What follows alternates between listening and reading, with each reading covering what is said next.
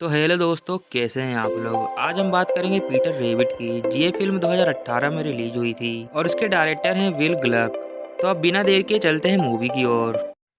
दोस्तों, मूवी की शुरुआत होती है। हम देखते हैं वंडरमेयर को, जो कि लंदन का छोटा सा गांव होता है। इस गांव में एक रेबिट का परिवार रहा करता था, जिनमें सबसे होशियार पीटर रेबिट था। उसके परिवार में उसका ममेरा भाई था, जिसका नाम था बेंजामिन, और उसके अलावा उसकी 3 बहनें थे, जिनका नाम था फ्लोपी, मोप्सी और कोक डेविल। इस परिवार की एक ओल्ड मैन से दुश्मनी थी, जिसका नाम था मिस्टर मैकग्रेगर, क्योंकि ये ओल्ड मैन पीटर के परिवार को अपने बागीचे से फल व सब्जियां तोड़ने से रोकता था। पर पीटर का परिवार भी कुछ कम नहीं था। वह हमेशा वहाँ की सब्जी और फल तोड़ने के लिए रेडी रहते थे, अपने नए नए आइडियाज के साथ।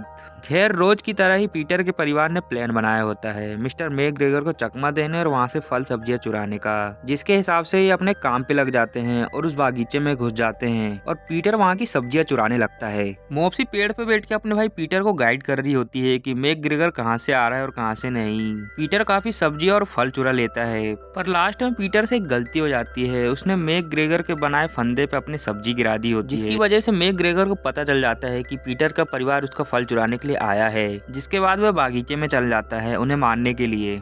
पर पीटर भी काफी होशियार होता है। वह मैकग्रेगर को चकमा देने लगता है और मैकग्रेगर के फंदे को उसकी दाढ़ी में फंसा देता है, और जैसे ही बाहर जाने के लिए देखता है तो उसकी जैकेट तार में फंस जाती है।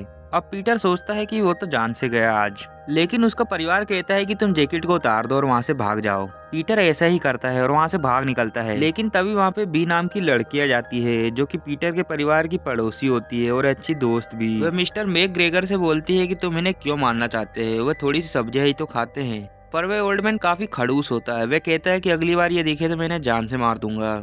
जिसके बाद बी और खरगोश का परिवार घर की ओर निकल जाता है। वी के घर में काफी सारी पेंटिंग्स होती है, जो कि मुझे तो बिल्कुल भी समझ नहीं आ रही। इन पेंटिंग्स को देखकर मुझे मजनू भाई की याद आ गई। पर इन पेंटिंग्स में एक खास बात थी, क्योंकि ये पीटर के परिवार की याद दिलाती थी। हम पीटर के परिवार का पास्ट देखते हैं कि किस तरह वो लोग खुशी खुशी रहा करते थे। पर एक दिन कुछ ऐसा हुआ जिससे पीटर ने अपने पिता को खो दिया। दरअसल दोस्तों, पीटर के डैड जब मैकग्रेगर के बगीचे में फल तोड़ने के लिए गए तो उसी ओल्ड मैन ने उन्हें जान से मार दिया। जिसके बाद से पीटर के डैड की जैकेट उसकी हो गई। इस जैकेट में पीटर के डैड की यादें छुपी थी। खैर, सीन शिफ्ट होता है। हम देखते हैं पीटर का परिवार इधर उधर उछल कूद कर रहा होता है। तभी पीटर अपने जैकेट के बारे में सोचता है कि वो अपने पिता की जैकेट को कैसे इधर उधर छोड़ सकता है। इसीलिए वह जैकेट लेने के लिए उस बागीचे में फिर से चला जाता है, जहाँ वह जैकेट को आसानी से प्राप्त कर लेता है। लेकिन पीटर जैसे ही घर जाने के लिए देखता है तो मिस्टर मैकग्रेगर उसे पकड़ लेते हैं। असल में मैकग्रेगर को पता होता है कि पीटर अपनी जैकेट लेने के लिए जरूर आएगा, इसीलिए उसने जैकेट ऐसी जगह पर रखा होता है जहाँ पे उसे आसानी से प्राप्त किया जा सके। पीटर को पकड़ने के बाद मिस्टर मैकग्रेगर बोलते हैं कि आज मैं तुझे पकाकर खाऊंगा।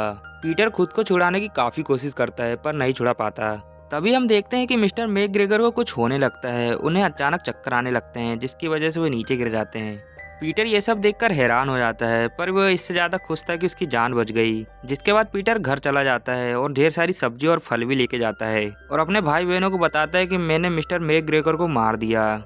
ये सुनकर उसके भाई बहन हैरान हो जाते हैं, इसलिए पीटर उन्हें कुछ दिखाने के लिए ले जाता है। वे सब देखते हैं कि एम्बुलेंस आई हुई है और मिस्टर मैकग्रेगर को अपने साथ लेके जा रही है। दरअसल दोस्तों, मिस्टर मैकग्रेगर की मौत हो गई होती है, क्योंकि उसने अपने जीवन में कई सारी चीजें खाई होती हैं जो कि लिमिट से बाहर की होती हैं। कोई भी गंदा पानी पी लेना, जिसकी वजह से उन्हें कार्डियक अरेस्ट आ गया, जिनसे उनकी मौत हो गई। लेकिन मिस्टर मैकग्रेगर की मौत के बाद पीटर का परिवार काफी खुश होता है, क्योंकि उन्हें अब इस बागीचे में आने से कोई रोक नहीं सकेगा। वे मनचाहा खाना खा सकते हैं। बागीचों के साथ साथ इन लोगों ने उसके घर पे भी कब्जा कर लिया होता है, जहाँ पर इन लोगों ने अपने दोस्तों को बुलाया होता है, जिसमें कुत्ता, बिल्ली, सूअर, भेड़ सब कुछ होते हैं, जहाँ पर ये सब मिलकर पार्टी कर रहे होते हैं। खैर, अब हम मूवी के सेकंड कैरेक्टर की बात करेंगे, जिसका नाम थॉमस होता है। थॉमस एक टॉय शॉप में काम किया करता था, जहाँ पे वो अपने काम को लेकर काफी मोटिवेट था, और आज उसके लिए एक बड़ा दिन है, क्योंकि उसको आज प्रमोशन मिलने वाला है। देखते हैं कि पीटर को बुलावा आता है तो वो मैनेजर से मिलने के लिए जाता है। थॉमस प्रमोशन का सोच सोच के काफी खुश हो रहा होता है, लेकिन मैनेजर बताती है कि तुम्हारे दादाजी का निधन हो गया है।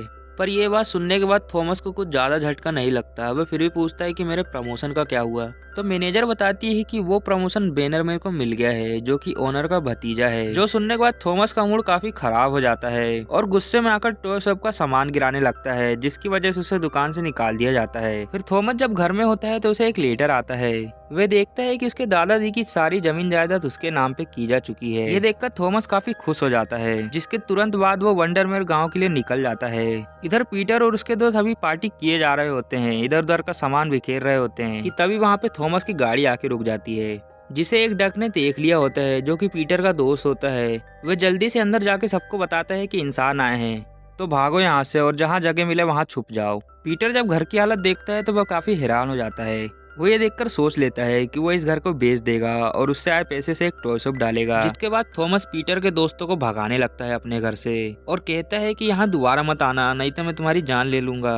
थॉमस से डरकर सब वहाँ से भाग जाते हैं। फिर नया दिन स्टार्ट होता है और जैसा कि आपको पता है थॉमस अपने काम को लेकर काफी मोटिवेट था, तो वह काम पे लग जाता है और घर की साफ सफाई करने लगता है, क्योंकि पीटर के दोस्तों ने काफी गंदगी करके रखी होती है। पीटर और उसका परिवार ये सब बाहर से देख रहा होता है कि तभी वहाँ पे बी आ जाती है। वह सब देखते हैं कि थॉमस साफ सफाई कर रहा होता है, तो बी को लगता है ये अपने दादाजी की तरह नहीं है, ये अच्छा आदमी है, इसलिए बी उससे मिलने के लिए जाती है। दोनों एक दूसरे से बातचीत करते हैं, बातों ही बातों में दोनों की दोस्ती हो जाती है। पर थॉमस कहता है कि मुझे रेबिट पसंद नहीं है, जो सुनकर बी को काफी बेकार लगता है। वो सोचती है कि वह उसके दादा की तरह है, जिसके बाद वह थॉमस के घर से चली जाती है। ये सब पीटर का परिवार देख रहा होता है और उन्हें लगता है कि वी ने उन्हें इशारा किया है कि वो बागीचे में जाए और खाना खाए, पर असल में ऐसा नहीं होता। वे जैसे ही उस घर की ओर जाते हैं तो थॉमस उस बागीचे के गेट में लॉक लगा देता है और वहाँ से चला जाता है। ये देखकर पीटर को काफी गुस्सा आता है, पर वह हार नहीं मानता और कहता है कि हम इस बागीचे से फल और सब्जियां चुरा कर रहेंगे, चाहे कुछ भी हो जाए। उसके भाई बहन उसे रोकने की कोशिश करते हैं, पर वह रुकता नहीं और चला जाता है। उसका साथ देने के लिए उसका भाई बेंजामिन उसके पीछे पीछे चला जाता है। गेट बंद होने के कारण वह घर के छत पे चढ़ जाते हैं और एक तार से होते हुए इस बागीचे में एंटर कर जाते हैं, पर उन्हें थॉमस देख लेता है, जिसके बाद वो उनका पीछा करने लगता है। थॉमस अपने दादा से भी ज्यादा खतरनाक होता है और काफी तेज भी। पीटर और बेंजामिन भागते भागते स्टोर रूम में जाके छुप जाते हैं और पीटर उनकी तलाश करता है, पर वो लोग उसे चकमा दे देते हैं और वहाँ से भी भाग जाते हैं। जिसके बाद पीटर गेट के नीचे से निकल जाता है, पर बेंजामिन काफी मोटा होता है, वह नहीं निकल पाता और थॉमस के हाथों पकड़ा जाता है। थॉमस बेंजामिन को एक बोरी में बांध देता है और गाड़ी में डाल देता है। ये सब दूर खड़ा पीटर का परिवार देख रहा होता है। जिसके बाद थॉमस गाड़ी को स्टार्ट करके आगे बढ़ने लगता है ताकि वो बेंजामिन को दूर ले जाके फेंक सके, पर उसका पीछा पीटर का परिवार करता है और उस गाड़ी के ऊपर चढ़ जाते हैं और फिर प्लान बनाने लगते हैं कि किस तरह में बेंजामिन को छुड़ाना है। जहाँ पे फ्लॉप्सी थॉमस को डिस्टर्ब करती है, जिसकी वजह से थॉमस गाड़ी को रोक देता है, पर भाग्य से ये नदी के पुल के ऊपर रुकते हैं, जिसकी वजह से थॉमस को लगता है कि ये जगह सही है, इसलिए वो बेंजामिन को फेंकने का सोचता है। पर उसके अंदर की इंसानियत जाग जाती है, जिसकी वजह से वो बेंजामिन को नहीं फेंकता। पर वो देखता है कि उस थैले में बेंजामिन नहीं होता, बल्कि एक दूरबीन होती है, क्योंकि गाड़ी रुकने के वक्त उसके दोस्तों ने उसे छुड़ा लिया होता है। यह देखकर थॉमस को काफी गुस्सा आता है, इसलिए वो गाड़ी को शहर की ओर मोड़ देता है ताकि वे शहर से रेबिट को मारने का सामान ला सके। अब हम देखते हैं कि थॉमस उस दुकान में पहुंच जाता है और कहता है कि मुझे रेबिट को मारने का सामान चाहिए, पर वो लोग कहते हैं कि क्या तुम मैक ग्रेगर के पोते हो, और बताते हैं कि मैक ग्रेगर भी रेबिट को मारने का सामान लेने आया करते थे। तो थॉमस कहता है कि हाँ, मैं उन्हीं का पोता हूँ। जिसके बाद वो रेबिट को मारने का सामान ले लेता है, जिसमें ढेर सारे फटाके होते हैं, और फिर घर चला जाता है। फिर वो कुछ सोचता है और बी से मिलने के लिए जाता है। असल में उस दुकान वालों ने बताया होता है कि बी काफी रेबिट लवर है, जो कभी भी रेबिट्स को नहीं मारने देगी। पर थॉमस ये भी जानता था कि बी के पास रेबिट आसानी से आ जाते हैं, वो उनकी अच्छी दोस्त, इसलिए थॉमस प्लान बना के बी से दोस्ती करने आया होता है ताकि वह रेबिट को आसानी से पकड़ सके और उन्हें मार सके।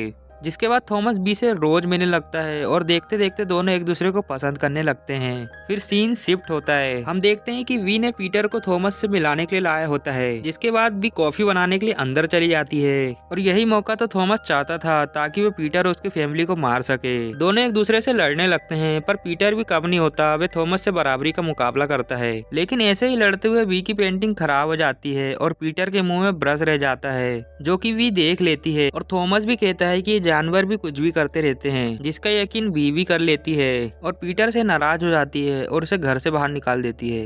ये देखकर थॉमस काफी खुश हो जाता है, क्योंकि वो अपनी चाल में कामयाब हो रहा होता है। पर पीटर हार नहीं मानता और अब थॉमस को सबक सिखाने का सोचता है, इसीलिए वो अपनी टीम को तैयार करता है। फिर हम थॉमस को देखते हैं जो कि सो रहा होता है, पर अचानक वहाँ पे पीटर आ जाता है। ये देखकर थॉमस पीटर को मारने के लिए उठता है, पर वह पीटर के बनाए फंदे में फंस जाता है। थॉमस उस फंदे को छुड़ाकर आगे बढ़ता है तो फिर एक जगह जाके टकरा जाता है, जिसके बाद पीटर उसे सीढ़ियों से गिरा देता है। इतना बदला लेने के बाद पीटर को काफी सुकून आता है, पर इतना सब कुछ होने के बाद इस बार थॉमस की बारी होती है। वो इस बार पंगा लेगा इनसे।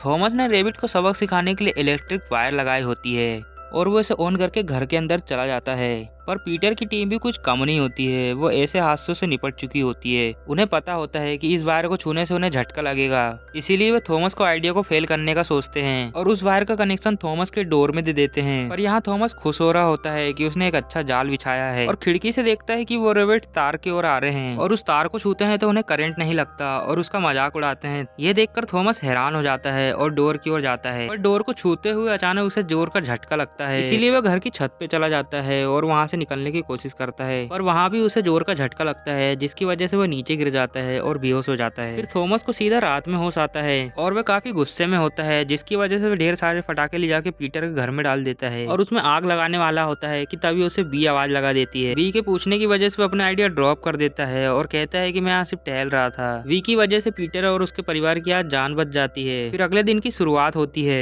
थॉमस अपनी जेब से रुमाल निकालता है, पर तभी उसकी जेब से एक रिमोट गिर जाता है, जिसे पीटर उठा लेता है और उसकी बटन दबा देता है, जिसकी वजह से एक जोरदार धमाका होता है और पीटर के घर में आग लग जाती है, जिसकी वजह से पीटर के घर के ऊपर जो पेड़ था वो बी के घर के ऊपर गिर जाता है। ये देखकर बी थॉमस के ऊपर गुस्सा हो जाती है और कहती है कि तुमने ही ऐसा किया, तुम हमेशा से ही उन रेबिट्स को मारना चाहते थे, जिसकी वजह से तुमने उनके घर में पटाखे लगाए। पर थॉमस कहता है कि मैंने उस रिमोट की बटन नहीं दबाया जिसकी वजह से धमाका हुआ है, और ये भी कहता है कि वो बटन पीटर ने दबाया। ये सुनकर भी और भी ज्यादा गुस्सा हो जाती है और कहती है कि तुम एक एनिमल पे इल्जाम लगा रहे हो, और थॉमस से नाराज होकर वहाँ से चली जाती है। जिसके बाद थॉमस को लगता है कि उसकी लाइफ में कुछ भी नहीं बचा, इसलिए वो लंदन दोबारा लौट जाता है और माफी मांग के फिर से उसी टॉय शॉप में काम करने लगता है। लेकिन यहाँ पे पीटर को अपनी गलतियों का पछतावा होता है कि उसने बी के साथ बहुत गलत किया, उसने ही रिमोट की बटन दबाया था, और थॉमस के बारे में भी सोचता है कि मेरी वजह से ही उसकी बी अलग हो गई। इसीलिए वह सारे सिकवे गिले बुलाकर थॉमस से माफी मांगने का सोचता है और साथ ही थॉमस और बी को मिलाने का भी। इसलिए वो लंदन की ओर निकल जाता है ट्रेन से